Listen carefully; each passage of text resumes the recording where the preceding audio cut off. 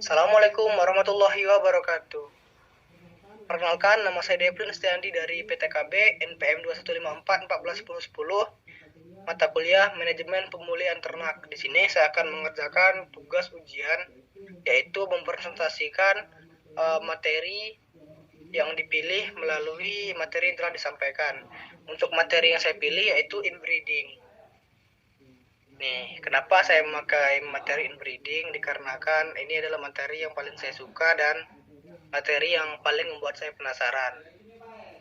Inbreeding atau perkawinan sedarah, atau kita kenal selama pembelajaran manajemen pemulihaan, yaitu silang dalam. Selanjutnya, sebelum masuk ke inti materi, kita wajib mengetahui pengertian dari inbreeding. Pengertian dari inbreeding. Inbreeding adalah praktik pembiakan hewan dari individu-individu yang memiliki hubungan kekerabatan yang dekat, seperti induk dan bapak, lalu anak dan saudara kandung dari ternak. Sebagai contoh, maksudnya ini praktik pengembangbiakannya itu bila terjadi kawin sedarah. Sebagai contoh, misal ada kambing yang memiliki anak, lalu anak dari kambing tersebut ada cowok ada cewek. Nah, dari mereka berdua tuh mereka kawin atau dikembangbiakan, itu terjadilah inbreeding atau kawin sedarah. Selanjutnya ada pada slide keempat, ada tujuan dari inbreeding. Jadi tujuan dari inbreeding yang pertama itu mempertahankan sifat-sifat yang diinginkan. Yang kedua itu meningkatkan kualitas keturunan. Dan yang ketiga, pemurnian ras. Pada bait yang pertama ini, mempertahankan sifat-sifat yang diinginkan, itu yang dimaksud tuh seperti ini. Sebagai contoh, saya kasih contoh, misal ada domba yang tahan terhadap penyakit yang dibawa oleh lalat. Nah, jadi domba yang tahan dengan penyakit itu dipisahkan, terus itu tuh mereka dikawinkan dengan domba juga yang tidak terkena penyakit bakteri lalat karena mereka sedarah. Sebagai contoh nih seperti ini nih, ada domba nih, domba punya anak dua. Nah, dua itu cewek dan cowok. Nah, yang cewek ini kebal sama bakteri lalat, begitupun dengan yang cowok. Karena mereka ini punya kelebihan atau sifat yang diinginkan untuk tahan penyakit, mereka ini dikawinkan walaupun mereka masih sedarah. Nah, terus yang kedua itu meningkatkan kualitas keturunan. Mungkin di sini maksudnya itu adalah meningkatkan dan mempertahankan kualitas keturunan. Kenapa dibilang seperti itu? Karena jika tujuan dari inbreeding itu tuh meningkatkan kualitas keturunan, mungkin bisa juga dikawinkan dengan ras lain yang lebih tinggi. Tapi di sini adalah mempertahankan kualitas keturunan. Kenapa seperti itu? Misal kita udah mendapatkan jenis kambing atau jenis domba yang udah pas gitu. Sebagai contoh, saya kasih contoh, misalnya ada peneliti ini mengkawinkan antara domba jenis A dan domba jenis B. Nah, domba jenis A ini dikawinin sama domba jenis B. Keluarlah keturunan pertama. Keturunan pertama ini bobotnya 80 kilo. Nah, mereka itu dikawinin lagi. Di pas yang ketiga itu bobotnya 90 kilo. Terus dikawinin lagi. Terus keturunan ketiga itu bobotnya 70 kilo. Maka yang diambil adalah keturunan yang kedua. Kenapa? Karena itu memiliki bobot yang lebih tinggi. Atau di-cut ya. Di keturunan kedua itu di-cut, diambil. Nah, ntar keturunan kedua yang 90 kilo itu dikawinkan sedarah. Karena apa? Karena untuk mempertahankan kualitas keturunan. Bahkan bisa meningkatkan kualitas keturunan tersebut. Yang ketiga, ini ada pemurnian ras. Dengan melakukan inbreeding, tentunya ras atau genetik yang ada pada kambing tersebut tidak kemana-mana ya. Makanya rasnya menjadi murni. Selanjutnya ada slide kelima. Itu adalah efek negatif inbreeding. Dari setiap farm, dari setiap apa yang dilakukan untuk pengawinan, mau itu inbreeding atau outbreeding, itu udah pasti memiliki efek negatif dan efek positif. Tapi inbreeding ini terkenal dengan efek negatifnya ya, karena kawin sedarah gitu. Nah, pada materi saya yang kelima ini, saya telah menulis bahwa perlu diketahui inbreeding juga akan mendapatkan efek negatif, yaitu penurunan kesehatan dan fertilitas karena akumulasi gen yang buruk dan kurangnya variasi genetik. Oleh karena itu, inbreeding harus dilakukan dengan hati-hati dan juga terkontrol, dan selalu mempertimbangkan faktor-faktor seperti keturunan, kinerja hewan, dan kesehatan genetik. Nah, jadi gini, pada beberapa kasus di inbreeding itu terdapat kasus-kasus yang gagal atau anaknya itu cacat. Sebagai contoh, misal kita menginbreedingin domba kita punya anak tuh, anaknya tuh domba cewek-cowok dan kita inbreeding. Nah, karena keragaman genetiknya kurang, karena variasi genetiknya kurang, mereka cacat. Ada yang kakinya nggak ada sebelah atau kupingnya nggak ada sebelah. Itu karena kurangnya variasi genetik dari gen tersebut. Kenapa? Karena pada inbreeding itu kan cuma memakai genetik-genetik yang ada pada satu darah tersebut. Oleh karena itu di sini saya catat bahwa harus dilakukan dengan hati-hati dan terkontrol, dan selalu juga mempertimbangkan faktor-faktor seperti keturunan, kinerja hewan, dan kesehatan genetik. Nah, kesehatan genetik juga sangat penting ya, karena dalam sisi inbreeding itu kesehatan genetik itu yang utama. Jika genetiknya udah hancur terus di inbreeding ya tambah hancur ntar. Yang setelah itu ada yang ke slide gue selanjutnya, itu slide ke 6. Di sini contoh inbreeding. Di sini saya ambil contoh pada sapi, karena tadi udah banyak domba kan, jadi sekarang gantian ya kita gunain untuk sapi. Sebagai contoh, ini contohnya, ketika peternak memilih membiarkan seekor sapi betina dengan sepupunya atau saudara kandungnya yang jantan, guna mempertahankan sifat-sifat yang diinginkan pada keturunan sapi tersebut, seperti produksi susu yang tinggi atau ketahanan terhadap penyakit tertentu. Nah, di sini ini misal ini adalah suatu kasus di peternakan kita. Nah, di kasus ini tadi, sorry slide-nya terbubar. Nah, jadi di kasus ini tadi ada, ini saya ibaratkan saya sendiri ya, misal saya ada seorang peternak, terus saya membiarkan seekor sapi betina. Mungkin karena saya kurangnya pengetahuan dan kurangnya modal, jadi saya nggak bisa membeli pejantan. Seharusnya yang saya lakukan adalah memanggil dokter hewan lalu melakukan IB ya. Tapi di sini saya malah mengawinkan sepupunya atau saudara kandung dari sapi yang saya punya tadi. Misalnya sapi saya tadi punya anak cewek, terus dia punya anak cowok, nah saya kawinin karena saya nggak ada jantan. Nah, tapi sifat inbreeding yang di sini ini emang dilakukan inbreeding dengan sengaja, dikarenakan ini mempertahankan sifat-sifat yang diinginkan pada keturunan sapi tersebut. Jadi di sini adalah inbreeding yang disengaja, bukan karena kita nggak ada jantan, bukan karena kita nggak tahu IB, tapi memang disengaja. Karena saya sebagai peternaknya, saya ingin mempertahankan sifat-sifat yang ada pada sapi ini. Karena sapi yang saya pelihara ini produksi susunya tinggi, terus itu tuh ketahanan terhadap penyakitnya kuat. Misal dia susah kena penyakit kutu atau apa, jadi saya breeding ya, atau sapi saya jinak gitu. Misalnya saya melihara sapi terus saya pengen sapi jinak, sapinya saya inbreeding terus yang jadi jinak aja, biar ntar keturunan jinak terus. Yang ketujuh, contoh kasus inbreeding. Di sini saya menempatkan 3 kasus. Yang pertama ada domba, yang kedua ada ikan, dan yang ketiga ada unggas. Nah, kita mulai dari yang pertama dulu, yaitu domba. Sebuah peternakan domba memiliki kelompok domba dengan ketahanan tubuh terhadap cuaca ekstrim. Peternak melakukan inbreeding guna menghasilkan keturunan dengan domba-domba dengan ketahanan yang lebih baik terhadap suhu ekstrim. Nah, di sini biasanya dilakukan pada daerah-daerah yang dingin atau daerah-daerah yang benar-benar panas ya. Misal nih daerah kalian ada suhu yang benar-benar dingin gitu.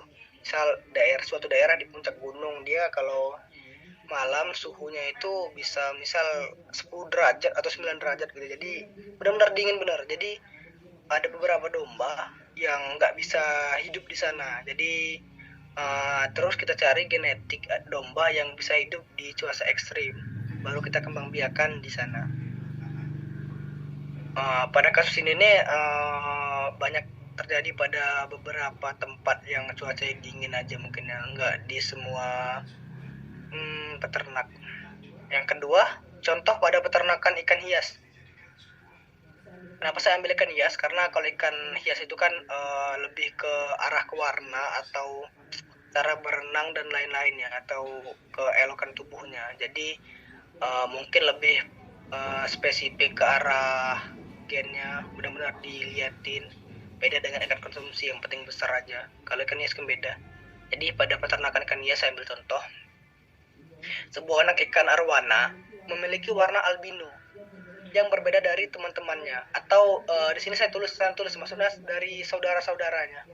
Warna yang begitu cantik, guna menghasilkan warna yang sama, sang kolektor atau saya sendiri ya, saya ibaratkan mengawinkan dengan sepupunya lagi untuk mendapatkan keturunan albino lagi. Misalnya saya punya arwana, nah, dalam peternakan saya itu saya kawinin arwana saya. Nah, arwana saya itu dapat tuh ada anak albinonya tuh 2 sepasang juga, cewek dan cowok, atau 4 lah, cewek cowok atau cewek cowok. Nah di situ saya mikir kalau dia ini cantik terus bagus, harusnya saya simpan terus saya kawinin lagi, inbreeding. Kenapa saya inbreeding? Karena saya ingin mendapatkan keturunan sama lagi, albino lagi.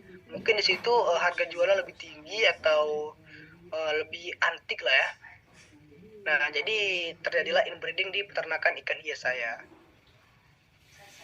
Nah, yang ketiga, ada kasus unggas, yaitu bebek peking. Bebek peking ini memiliki daging yang lebih banyak dibandingin daging lainnya. Makanya di situasi peternakan bebek peking ini banyak perkawinan sedara. Karena dilakukan itu untuk proses pemeliharaan bebek peking ini dibutuhkan daging yang banyak dan tebal. Jadi kalau misalnya bebek peking ini saya kawinin sama nggak sedarah, atau bahkan saya kawin sama bebek lain, mungkin ntar genetiknya akan kacau. Makanya di bebek peking banyak dilakukan perkawinan sedarah guna mempertahankan daging yang lebih banyak. Selanjutnya ada slide 8. Di sini saya ambil contoh lagi kasus inbreeding yang gagal. Nah, ada beberapa kasus itu dalam inbreeding itu gagal. Inbreeding itu akan gagal jika tidak terkontrol dengan baik, kurang pemerhatian seperti itu. Nah, inbreeding yang gagal akan mendapatkan resiko yang tidak baik bagi populasi ternak. Ini menjadi dampak dari kegagalan inbreeding adalah penurunan vitalitas dan cacat genetik. Contohnya pada hewan seperti anjing yang bisa mengalami penyakit genetik seperti displasia pinggul. Anjing adalah hewan yang sering keliaran di tempat-tempat daerah kita atau di sekujur kota kan. Nah, pada kasus anjing itu kan nggak pernah diperhatiin itu dia kawin sama siapa, apa kawin saudara atau kawin sama anjing yang lainnya, itu nggak ada yang peduli karena itu anjing liar di sekitar kota. Nah, jadi anjing tersebut bisa aja kawin saudara atau bahkan kawin dengan indukannya lagi. Makanya dari situ banyak anjing-anjing liar yang mengalami penyakit genetik. Nah, apalagi di daerah-daerah yang banyak anjingnya seperti negara-negara Eropa mungkin. Dan lebih parahnya lagi, ngerinya ntar ada rabies di situ. Lanjutnya, saya tadi sudah di slide ke-8 ya. Oke, selanjutnya slide ke-9. Nah, di sini saya juga mengambil contoh inbreeding yang berhasil. Salah satu inbreeding yang berhasil itu adalah jerapah Rothschild. Nah, jerapah ini berhasil melawan resiko kepunahan dengan melakukan inbreeding. Pada awalnya, populasi jerapah ini hanya sedikit dan terfragmentasi. Untuk mencegah kepunahan beberapa jerapah dengan genetik yang unggul, di-inbreeding lah. Nah, melalui proses inbreeding yang hati-hati, para peneliti berhasil menghasilkan keturunan dengan sifat-sifat yang diinginkan seperti warna mantel yang khas dan karakteristik bintik-bintik yang terdefinisi dengan baik. Jadi kejadian jerapah Rothschild di Amerika, di benua Amerika. Jadi jerapah ini sudah tinggal beberapa lagi genetiknya, udah under dari 1000. Nah, tapi dan juga terfragmentasi ya. Nah, jadi di sini jerapah ini gampang mati karena udah genetiknya udah jelek, udah susah ngelawan penyakit. Nah, jadi sama peneliti itu dikumpulin yang bagus-bagus, dikumpulin bagus-bagus, walaupun dia sedarah tetap disengajain di inbreedingin karena beberapa dari genetik sedarah tuh ada yang bagus, jadi dikawinin sedarah guna genetik nggak kemana-mana, tetap bagus. Makanya di sini ada kasus inbreeding yang berhasil. Saya tadi udah mencari materi tentang unggas dan domba tentang inbreeding yang berhasil, tapi tadi penjelasannya kurang itu di saya, makanya saya ambil yang jerapah, lebih gampang saya pahami soalnya. Nah, di sini ada Dr. Larry Siegel. Ini adalah profesor dari Texas University. Dia mengatakan bahwa inbreeding dapat digunakan untuk mempertahankan dan mengamankan karakteristik yang diinginkan dalam populasi hewan. Namun penting untuk membatasi inbreeding dan memperkenalkan pembaruan darah segar. Karena kalau inbreeding ini tetap dilakukan itu aja, maka variasi genetiknya akan menurun. Terus itu ragam genetiknya akan menurun, terus bisa terjadi kecacatan tadi, seperti yang sudah saya jelasin di kasus ke-8 yang anjing tadi. Namun penting untuk membatasi inbreeding dan memperkenalkan pembaruan darah segar, atau dikawinin lagi sama outbreeding atau dari luar yang jelas genetik lebih bagus ya, jangan lebih rendah, karena itu bisa menurunin kualitas ternaknya. Ini udah slide 10. Lanjut ke slide yang ke-11. Nah, di sini slide 11 ini saya menggunakan contoh soal. Contoh soal yang pertama dan terhadap contoh soal yang kedua. Di sini contoh soalnya sebuah peternakan memiliki populasi sapi dengan total 20 ekor. Dari populasi tersebut terdapat satu pejantan yang merupakan ayah dari 10 ekor betina. Setiap betina tersebut dikawinkan dengan pejantan yang sama. Hitunglah nilai inbreeding pada populasi sapi ini. Ini soal hitung-hitungan. Jadi di sini saya udah mencari rumus yang bagus, dan saya menggunakan rumus inbreeding coefficient. Untuk menghitung nilai inbreeding pada populasi sapi, kita dapat menggunakan rumus inbreeding coefficient, yaitu F sama dengan setengah dalam kurung pangkat N plus 1. Jadi di mana N tersebut yang saya taruh di rumus saya ini adalah merupakan jumlah generasi inbreeding. N ini yang saya tunjuk, ini adalah generasi inbreeding ya. Dalam kasus ini kita hanya memiliki satu generasi inbreeding. Dalam kasus soal saya yang di slide 11 ini, nah ini saya hanya satu generasi inbreeding.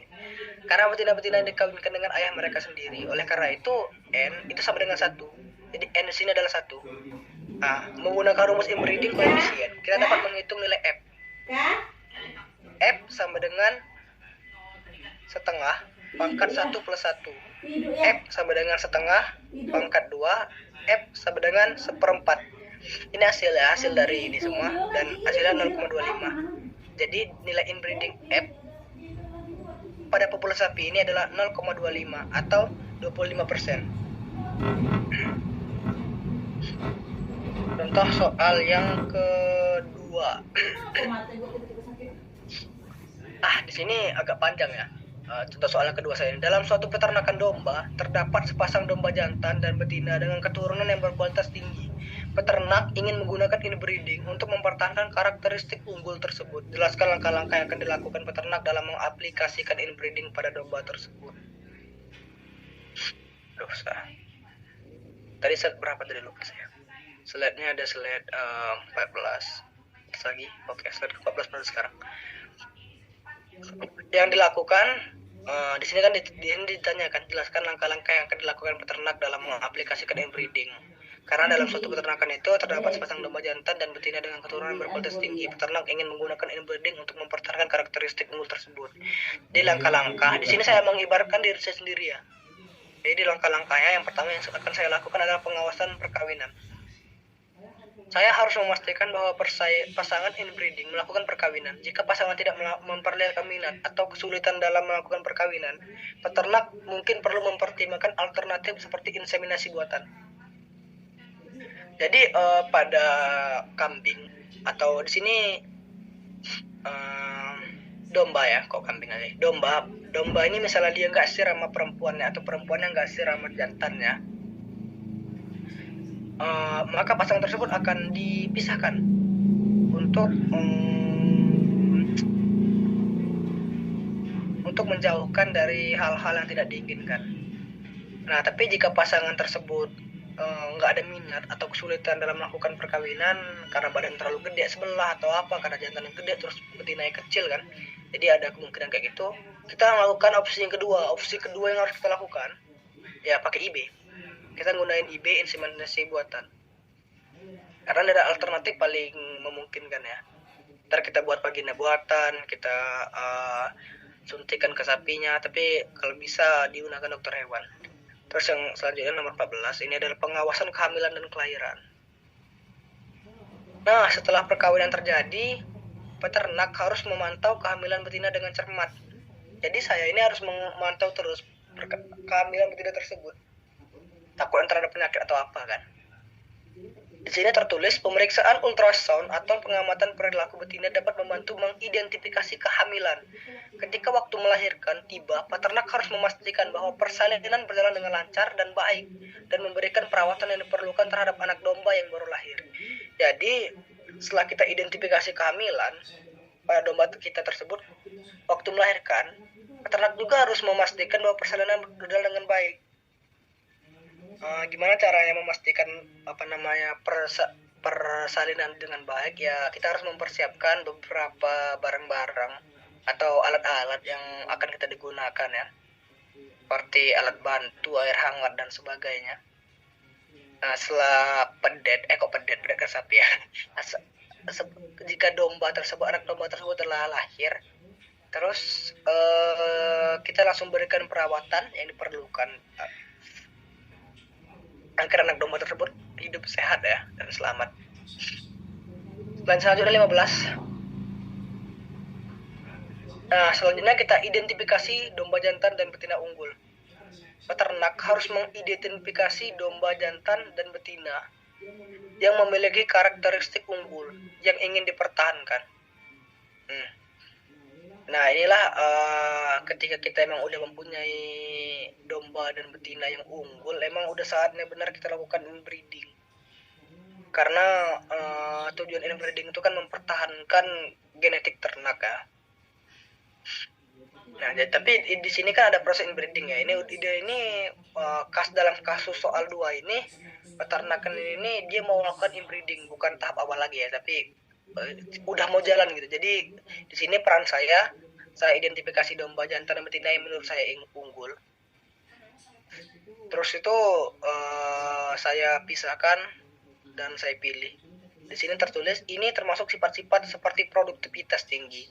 Jadi kayak produktivitasnya tinggi, dia juga tahan terhadap penyakit, tubuh yang baik atau besar, terus itu kualitas wool yang bagus. Jadi kualitas wool itu juga berpengaruh ya. Karena itu juga bisa menghangatkan badan jika suhu yang tinggi, terus wool nggak tebal atau gimana kan bisa berakibat nggak baik juga untuk ternak kita.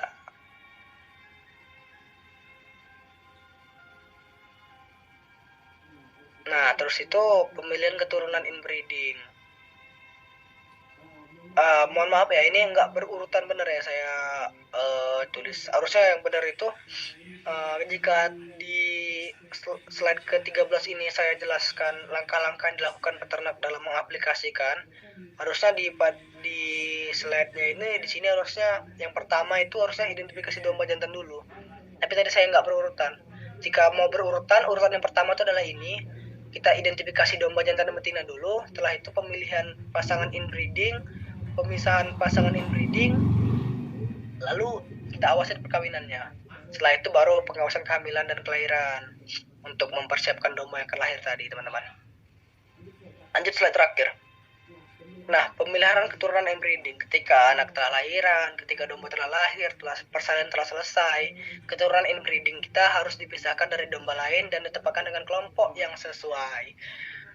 Jadi anak-anak domba dipisahkan dan diberi pakan yang baik, nutrisi yang baik, dan tempat yang sesuai sama umur mereka agar tumbuh kembang mereka terjaga dengan baik. Mereka harus diberikan perawatan yang tepat seperti pemilihan makanan yang baik, vaksinasi yang diperlukan, dan perawatan kesehatan yang rutin guna memantau kesehatan mereka sampai waktunya telah tiba untuk dipisahkan kandang kembali. Nah, setelah melakukan langkah-langkah tersebut, ini kan udah selesai nih dari awal nih, dari pengawasan perkawinan sampai dari maksudnya dari identifikasi domba jantan nih, udah selesai kan? Udah ada 1, 2, 3, 4, 5, terus 6, terus yang terakhir setelah semua selesai kita lakukan evaluasi. Karena di sini kita nih niatnya buat mencoba atau meneliti, jadi kita harus lakukan evaluasi keturunan. Peternak harus secara teratur mengevaluasi keturunan inbreeding untuk memantau karakteristik yang diinginkan untuk dipertahankan. Nah, jadi setelah kita melakukan inbreeding itu kan ada hasil. Hasilnya itu kita lihat apa yang bagus dari hasil inbreeding kita tadi. Misal nih, apa yang hasil inbreeding kita tadi itu warna lebih tebal. Dalam kata lain dia lebih tahan terhadap suhu yang dingin. Kita tahanin tuh. Karena tempat kita ini dingin. Contohnya misalnya tempat saya dingin nih. Ya saya ambil yang wallnya panjang karena ntar mau saya inbreeding lagi. Soalnya dengan wall yang panjang tentu dia akan kuat terhadap suhu yang dingin. Jadi setelah kita pantau karakteristiknya, kita evaluasi, kita cari apa yang ingin kita pertahankan. Misal wall ya wall, misal dia ada yang daging gede, kita ambil yang dagingnya gede gitu. Pokoknya apa yang ingin kita pertahankan ya kita kawinin lagi gitu. Jika terdapat penurunan kualitas atau masalah kesehatan yang serius, peternak mungkin perlu mengubah pendekatan atau menggunakan metode lain seperti outcrossing atau untuk memperkaya keragaman genetik. Nah, jika pada keturunan bentar ada kesalahan, biasa itu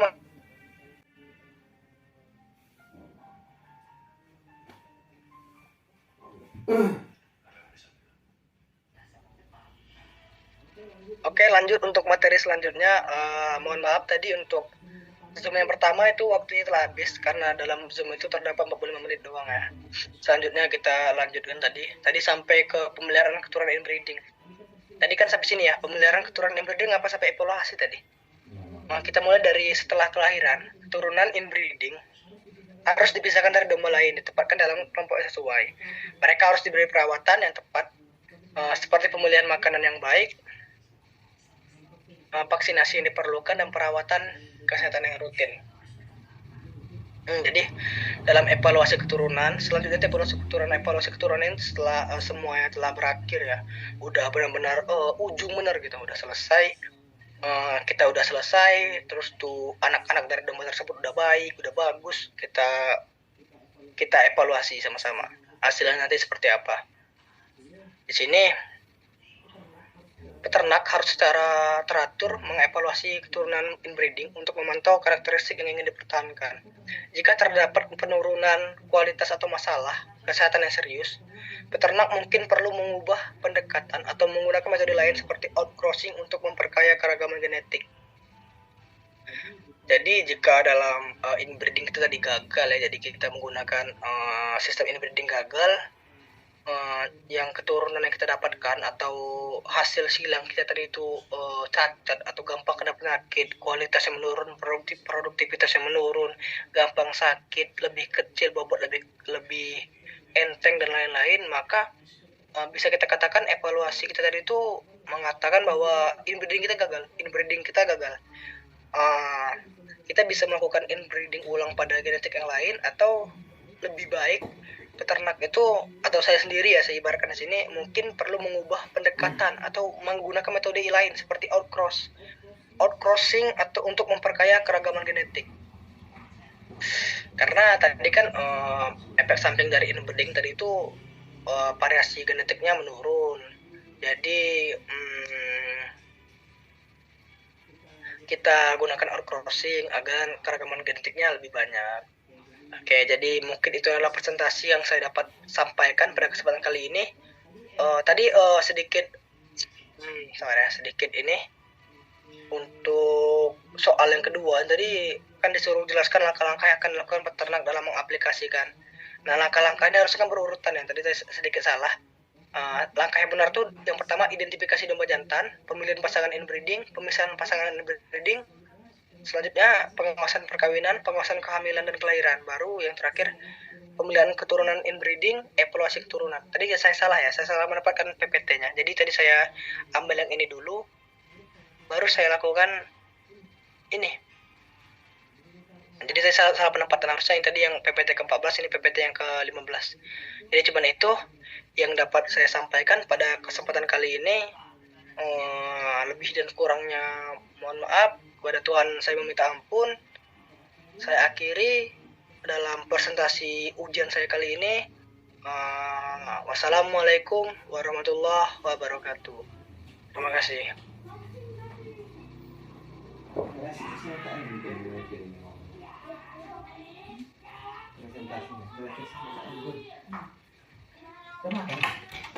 Pin, makan, Pin. Hah? Makan. Iya, saya kasih sedikit lagi.